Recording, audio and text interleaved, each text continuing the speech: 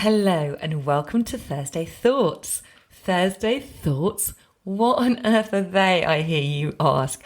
Well, my friend Lucy and I meet every week over on Instagram to talk all things personal growth because she is as obsessed with it as I am. And we decided that we might as well put those conversations out as a weekly podcast. So now you can listen to us chat here on Apple Podcasts or Spotify or wherever you listen to your podcasts. And we'll be talking about topics such as spirituality, limiting beliefs, the ego, imposter syndrome, gratitude, meditation, confidence, and so much more. So if you're ready, here we go. Okay, so this morning, well, you suggested, because you saw something which I was talking about. Actually, I did a podcast episode on this last week. Yes, last week, which was all about, well, the podcast episode was about how stress affects fat loss. And when I talked about this on my episode, actually, I did start this by saying I actually feel always a little bit uneasy talking about fat loss as somebody who's never really had an issue with weight. Having said that, since I have turned 50, I am not joking. I am the heaviest I have ever been because as we age, we are the way our body looks after fat, holds fat, really shifts and changes. And yeah, I am definitely the heaviest I've ever been. And, I try not to look at scales, but, sometimes we all can't help a little sneaky peek and just see where we're at. But it's more about how you feel, I think, in your Yeah. clothes. It's how, yeah, that's how I tell is how I feel with my clothes. If my clothes are feeling really tight, it doesn't make me feel good. And I Mm. don't, it's just personal to every single person, I Yeah. think, Yeah. weight and look fat and all that sort of thing. And there is a certain part as well to remember that as we get older, we are going to carry more weight. It's just what happens as you go through menopause, your body holds on to more weight.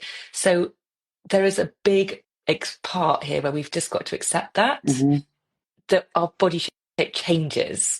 We can't expect to be wearing those skinny jeans that we once wore in our 20s. It's just not going to happen. And well, it might do, but it's not realistic. So just to premise, I think, to the whole of our conversation with that, there is a certain amount of acceptance. And this isn't about, oh God, you gotta lose weight. You got, it's everyone is very individual and has to go with what feels good. But I Mm. don't know about you, Lucy. I know personally when I'm feeling, I know what my natural body shape is and Hmm. and so when I'm carrying extra fat, because I know I've been eating a lot of crap, too much of the crap food or haven't been moving enough, then yes, I want to do something about it. Yeah, absolutely. I mean, I think this can sometimes trigger people, but I don't think it should because it's not like we're sat here going, oh, everybody should be really skinny and, Mm, everybody needs to lose weight. No, no, no, no, no. That's not what we're doing. So please do not get triggered by this conversation. yeah, We are allowed to talk about weight loss and fat yeah, loss without yes, feeling guilty about yeah, it. And I, like you, I know what my body is naturally like. And I personally do not want to go into the rest of my life feeling uncomfortable with my body. And that is my choice. And again, if that triggers anyone, sorry, but it's we are allowed to feel like that. And I personally want to make sure that I pretty much stay the same. I don't want to, and I've spoken about this before. I put on so much weight when I went into menopause a few years ago, and I didn't fucking like it. It's as simple as that. So I'm looking for ways to get back to the body that feels natural for me. And I, like you, I've always been really lucky that I've never really had to worry about my weight. But I tell you something, since I hit menopause, which was probably hmm 4 or 5 years ago now, and I'm only 49, I have noticed the difference and I do not like how it feels. And I noticed that not only do I put on weight so much easier, but it also is so much harder to get rid of that particularly that belly fat. And Polly, can you just talk a little bit about why stress means that we hold on to fat, and part of the time, half the time that is really likely to be a reason why people are holding or finding it harder to shift yeah, weight. I don't think many of us realize that it can really be to do with how stressed you are. And Yeah. that is part of the reason why you're putting on so much weight. Yeah. I mean, it really, I don't think it's talked about enough because we know, obviously what you put into your body is really, really, really important. And unfortunately, it's really hard these days just to go to a supermarket and buy nice, fresh food. Mm, So obviously what we put in is of vital importance. Obviously moving your body is vitally important, but stress is also such a massive factor in, and I kind of rather than we talk about weight, I like to kind of call it like fat loss, because it's really that's what we're looking to do, is get rid yeah. of the fat. So there's three main reasons why when we're stressed it's much, much harder to lose that fat, to let go of that fat. Firstly, when we're stressed, if you think about it, when all those millions of years, all those thousands of years ago, when your body goes into a stress response, it's probably trying to survive. It's from either running away from a bear or a lion, or if there's famine, there's not enough to eat. So your body thinks it's being super clever by clinging on to any bit of fat that it already has, because it's just keeping you safe. It's trying to cling on to it in case that you can't, doesn't know when its next meal is going to be. So your body hasn't really evolved from that. So if you are starving it by not eating at all, it's going to probably want to cling on even tighter to that fat. But if you are stressed and you are in your stress response and you're not returning back to your parasympathetic, to your rest and digest, part of your nervous system, your body's going to think you're in this constant state of survival. So it's going to Mm, cling on. And we have more cortisol receptors around our belly than anywhere else in our body. And so that is why often, as someone who's very, very stressed will cling on to the stress around their belly, because your body again thinks it's being super clever, holding on to the fat in that area. And what happens is that when it's kind of there for quick release. So quick release if it needs to go to the liver, or and so firstly, it's very hard to let go of the fat in really stressful situations because it's trying to cling on. Secondly, our metabolism tends to slow as well when we're very, very stressed. And so if you've got a low, that's your metabolism is like when you're doing nothing, it's how much energy your body is burning at rest. And if you've got a slower metabolism, then obviously you're not going to be burning as much off. So you're going to keep that weight on. And the mm, reason for that is that, again, because your body feels like it's in a stress response and is needing quick energy just in case it needs to run away, it's breaking down things like your muscle tissue to get that energy. mm, And your muscle is basically what we want lots of as we get older, because it keeps your metabolism high. Okay, so we don't want to break down our muscle tissue. So we want as much muscle tissue as possible. So obviously that's why lifting weights is great. But the yeah. problem is if you're really, really stressed, there it can also stop a protein. I can't remember the name of the protein. There's a protein which helps build muscle. But if you're stressed, that the cortisol blocks that from happening. So again, it almost prevents you from building muscle Wow. as well. So it's really super, super important. And the third reason is stress will intensify cravings for sugar, for Mm, processed foods. And again, that's because of that need when you're in a very stressed state. Imagine survival, running away. You need mm, fast glucose. You need lots of energy very quickly. So again, your body thinks it's being super cool and really brilliant by going, right, go and eat the sugary snacks because we need some fast action mm, energy. And so that's why you crave that. And on top of that, there is another reason actually. If you think your body is constantly pumping out cortisol, your stress hormone, when you're stressed, it's interfering with your other hormones. So obviously your sex hormones, so your progesterone, estrogen, which isn't great if you're going through menopause and perimenopause, but also your hunger hormone, mm, ghrelin, and your fullness hormone, the hormone which tells you when you're full, leptin.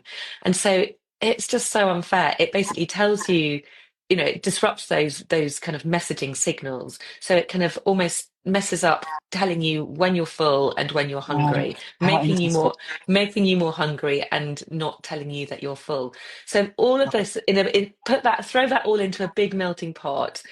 there's a lot of things there which can really mess up Mm, any efforts that you're making to lose fat. So you might well be going to the gym, you might well be eating healthy food, but if you're stuck in a chronic stress response, it's virtually impossible to lose that fat. And when I say a chronic stress response, that is basically when you're stuck in your sympathetic side of your nervous yeah, system. It means that you don't have that flexibility to return back to your parasympathetic. I'm not saying that you can't be stressed, because we're all going to get stressed. yeah. It's are you able to return back to a relaxed state? It's that flexibility between the nervous systems.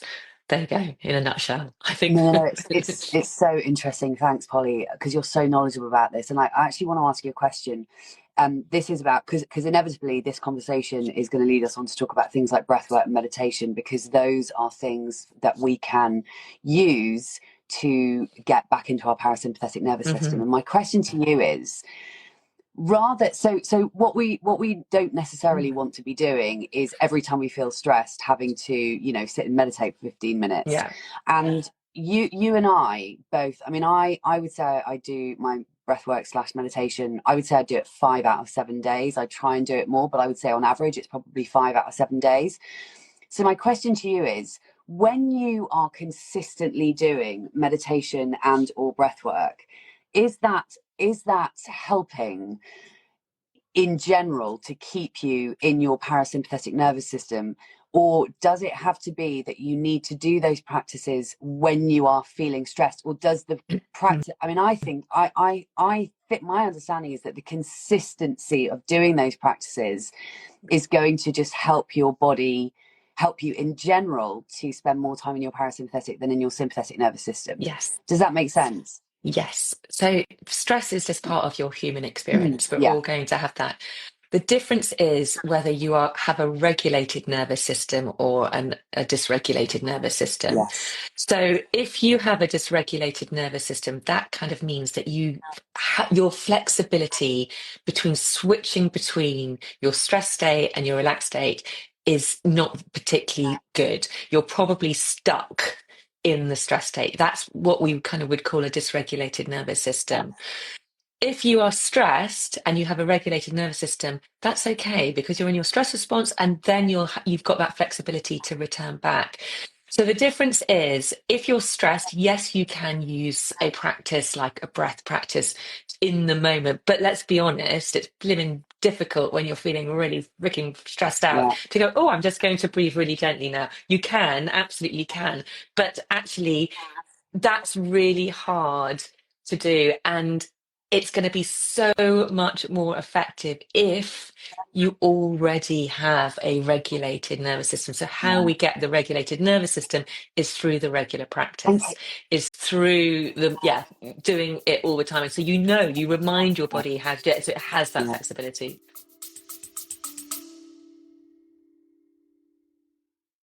A very quick break to ask you to hit the follow or subscribe button if you haven't already. And if you're enjoying this episode, I'd be super grateful if you could hit those stars and rate it too. Thank you. And oh my God, what was I going to ask you? Oh shit, I've forgotten what my question was. Oh no, I've completely forgotten. I had a question off the back of this and it's gone out of my Oh, head. God, always okay. happens. Speaking of menopause. Um, oh shit. Oh, I can't remember. I'm sure it'll come to me. So, Okay, so okay. essentially, we want to be trying to do practices consistently that are going to affect are going to regulate our nervous system. That's driving me mad. I will remember it. Yeah, Sorry. yeah, exactly. So practice which are just going to keep you in a really Yeah. nice regulated state, so that you are able to shift very easily between your stress response and being more relaxed. That is what we want, and that takes Mm, practice. And then of course you can still do in the moment a breath practice to help you. That's just going to help you bring you down. mm, But what we want is just to feel more, you know, in like regulated generally. And yeah, so the practices we can do for that, we can do, obviously meditation is really brilliant. It's just if you just think any practice where you feel really, really calm, Yeah. really relaxed. So even if it's going for a beautiful walk outside, if it's listening to music, if it's journaling, if it's doing a meditation, if it's breath work. The reason, though, I particularly love breath work is because your breath is like a direct line to your nervous system. Yeah. Because every time you breathe in, you're kind of activating your sympathetic. Every time you breathe out, you're kind of accessing more your parasympathetic. So it's much easier to do it that way rather than to start by thinking your way out of the stress, because Hmm. we've got the vagus nerve which runs through our body from our brain down into our body. And the messaging of that is at 80% come from the body up to the brain, and only 20% come from the brain down to the body. So if you're trying to think your way out of it, only 20% of that is getting into your body. But if you're Yeah. getting into your body first by using your breath, Yeah. 80% of those messages saying, I'm safe, I'm okay, are going to go back up to your brain. So that is why I particularly think it's so powerful using your Totally. breath. And yeah. Totally.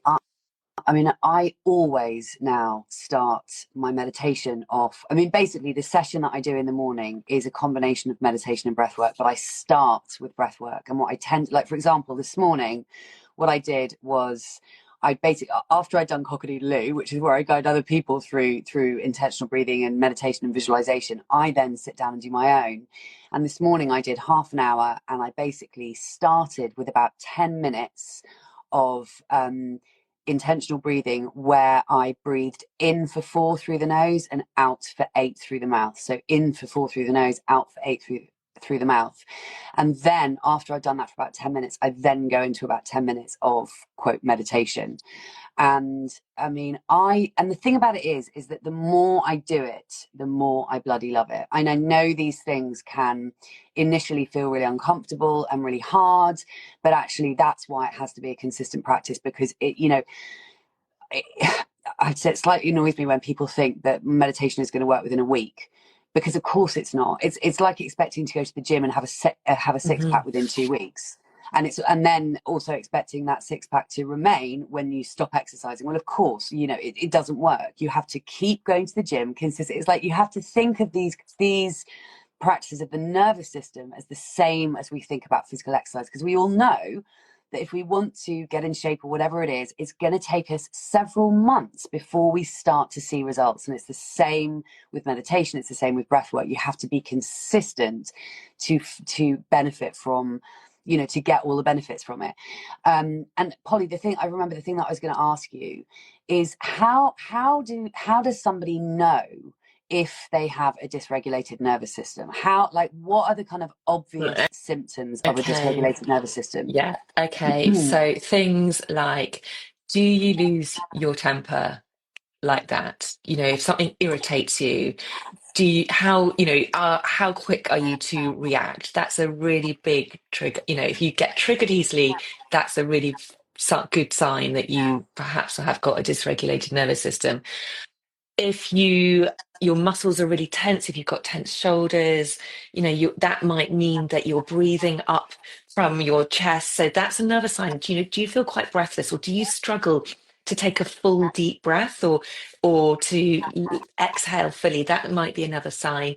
Um, Not being able to concentrate very well, not being able to focus, maybe feeling quite foggy in your head, stomach aches, or bloating, or digestive issues. So when you're stressed, it's very difficult to digest your food properly, because in your stress response, your body doesn't prioritize digestion, as it doesn't Mm, prioritize um, having sex or anything like that, fertility, because obviously you're just trying to survive. So if you're feeling like your monthly cycle is off, if you're feeling really bloated after food, that could be a really good sign mm, that you're just in your stress response.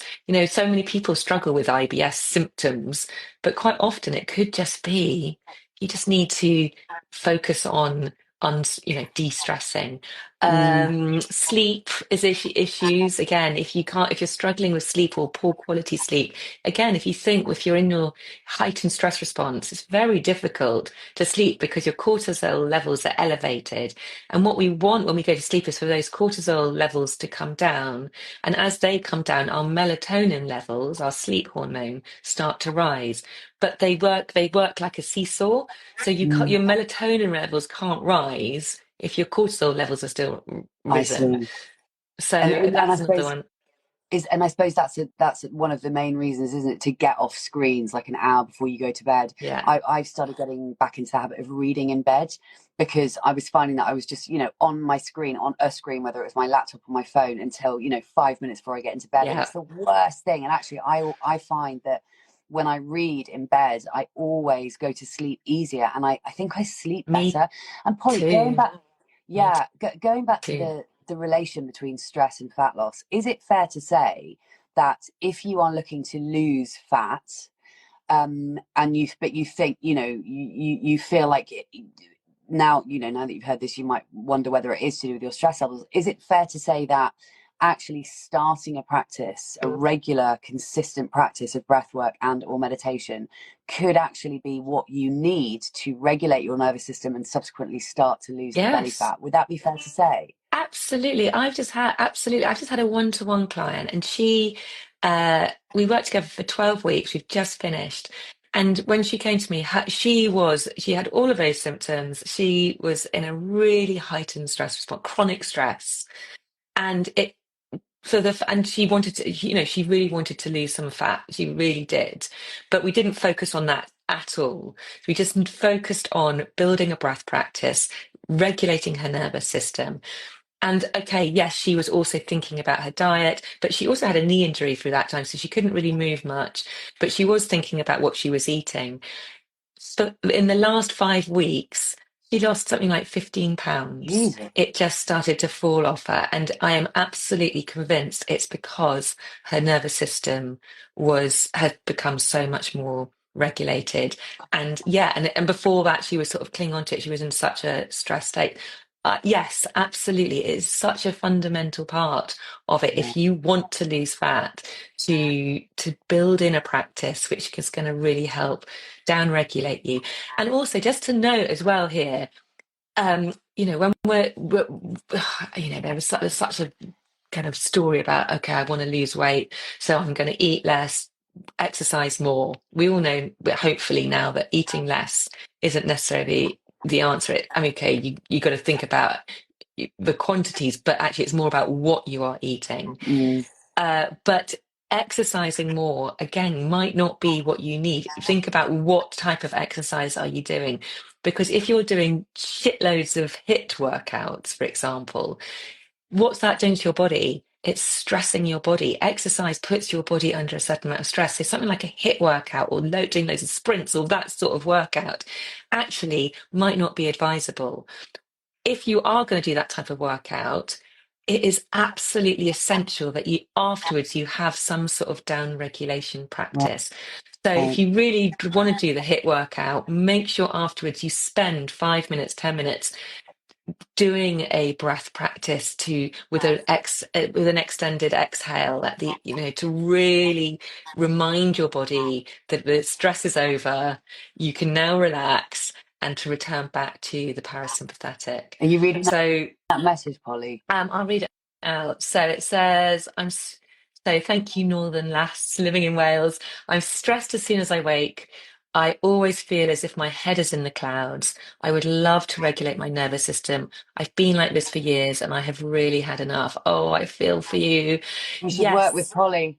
come and work with me. I Yeah. can absolutely help you. I would very happily chat with you. But building a down regulation practice. I would very happily, Northern Lass, if you want to do a free assessment, we can just really have a look at where your breath is. Your breath is such a telltale sign in this, because when you're really stressed, often we're breathing from our chest, and when we breathe through our chest high up, that's how your body breathes when it's stressed. But it's a vicious loop, because then it's reminding your nervous system that you are stressed, so it keeps you there. So, I'll Mm. send you a message afterwards. and we'll sort that out. So yeah, it's you know, we are stressed in this day and age. It's just part, unfortunately, of the way that we live, which is why both of us are so passionate Yeah, about trying to encourage as many people as we can to find ways to downregulate. yeah, Stress is always going to be there, but it's about finding ways to just bring a little bit of downregulation into your day to day so that you can toggle easily between yeah. the two. And also, one thing to You're also welcome. point out, one thing to also point out about this is when we are just chronically stressed and subsequently in our sympathetic nervous system, way more than we should be there. I mean, not to mention there are so many bad things that, health wise, that can happen as a result of being in your sympathetic Yeah. more than your parasympathetic. We're supposed to, the way that we evolved is that we're supposed to, that sympathetic nervous system is supposed to kick in temporarily, and then we are supposed to automatically go back into our rest and digest, our parasympathetic nervous system. And the problem is that in this day and age, it's like anything and everything puts us into that stress state. And so, we can get an email that makes us feel really anxious, or we can be worried about doing a presentation at work, and all of these things. We're not being chased by a fucking tiger. Mm, These things shouldn't warrant us going into our sympathetic, but we do. And that's just how we've evolved. And one thing I was going to say is that when you are in your sympathetic, not only, I mean, obviously we're talking about this in relation to fat loss today, but not only does it cause you to potentially hold on to fat more than you otherwise would, also it stops you from being creative, and it stops you from thinking clearly. So, this is something Polly and I talk about all the time when it comes to like wanting to make changes in your life and work out where you want to go. When you are stuck in your sympathetic nervous system, you cannot think clearly, and you yeah. cannot be creative.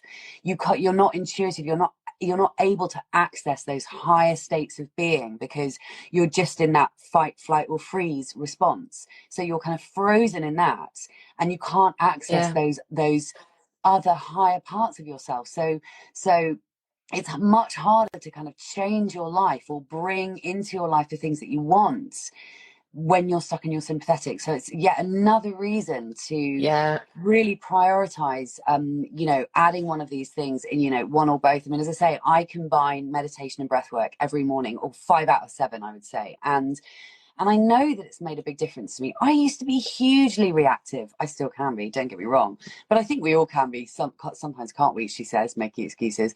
And I definitely still can be, but far, far less than I used to be. And when things kind of go wrong, whatever, relatively speaking, when something goes wrong, or when something pisses me off, or something annoys me, I deal with it so much better than I used to. Like things don't get to me in the way that they used to. Like I just used to get annoyed about, whatever it was, and something would just really wind me up, and then I'd hold on to it for 3 hours, and I'd be banging on about it at the end of the day. Whereas now, not only do these things not affect me in the same way, because I'm able to respond instead of react, I don't hold on to them. So many of us are kind of walking through the world just getting, reacting to these little things that really don't matter. They really don't matter. They're not going to matter in a week's time, but we hold on to them and we keep ourselves stressed. And for sure, I know that having this practice of breathwork and meditation over the last few years has massively, massively changed the way that I now am Yeah. able to respond to things instead of react. Yeah, it's so true. And what you were saying about creativity is such a big one, because when you're in your stress response, if you think about it, you are just focusing on survival. So you're just don't need to have this sort of wider outlook on life. You're Yeah, just so hyper vigilant on that one thing of getting to safety. So it's virtually impossible to kind of look at things with a wider lens. So yeah, you become very narrow focused, and that's when people really get stuck in their ways yeah, and there's no room for moving, yeah. and you can't, you just can't have You can't see beyond your problems. You can't no. see that there's Yeah. opportunity. You can't see that there's possibility. Exactly. So yeah, and also, in the whole creative thing, that's why we all get the good ideas in the shower, because it's actually a chance where you're just, you've got everything switched off, you're in the shower, and actually, I don't know about you, but that's when the good ideas drop in. Or at the end, for me, at the end of like a breath work or meditation, you get the good ideas drop in because Mm, you're in a reduced stress state. So mm. yes, we can't champion this enough, can we? No, no, no, absolutely not. But honestly, anybody who wants to go further in this, I cannot highly recommend working with Polly Oh, enough. So reach thanks, out to love. her. She's bloody awesome, and she knows her shit, as you can Thank tell you. from this conversation. Thank you. Well, it's 9:30. Amazing. Yeah, well, thanks for listening. I will get in touch with you, Northern Lass. Thanks for being here and listening. And yeah, we'll see you next week, same See you time, next week. same. All right, my Bye, love. love. Lots of love. Take care. Take care. Bye. Bye, bye, Bye. Bye. bye.